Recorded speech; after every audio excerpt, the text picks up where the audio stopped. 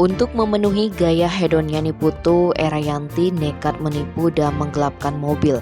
Tak tanggung-tanggung, belasan orang menjadi korban dengan kerugian mencapai 5 miliar rupiah. Akibat perbuatannya, wanita ini ditangkap di sebuah kos elit kawasan Muding, Badung.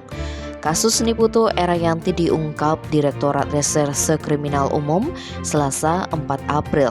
Wadireskrimum Polda Bali AKBP Suratno menjelaskan ada 13 laporan atas perbuatan wanita itu yang diterima Polda Bali.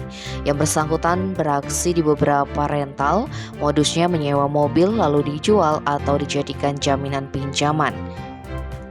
Salah seorang korbannya bernama Ismahwati melapor bahwa pada 8 Maret 2022 meminjam uang 70 juta rupiah.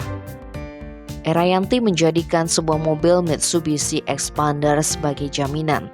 3 hari kemudian pelaku kembali meminjam 70 juta rupiah dan kembali menjaminkan satu mobil Expander. Ternyata mobil tersebut bukan milik pelaku melainkan disewa dari Cipta Utama Karya Transport di Jalan Sekar Tunjung, Gatot Subroto Timur, Denpasar. Tidak hanya itu, pelaku terus beraksi sampai ada sekitar belasan laporan penipuan dan penggelapan mobil mewah. Bahkan penipu kelas kakap ini juga memalsukan dokumen sertifikat hak milik dengan nilai sekitar 700 juta rupiah. Erayanti tidak hanya dilaporkan ke Polda Bali tetapi juga ke Polresta Denpasar hingga Polres Badung dengan total kerugian sekitar 5 miliar rupiah. Lantaran tidak pernah hadir saat dipanggil polisi, Erayanti dimasukkan ke dalam daftar pencarian orang dari Agustus 2022. Akhirnya Selasa 4 April pelaku ditangkap tim Resmob Polda Bali di salah satu kos-kosan mewah Desa Muding, Badung.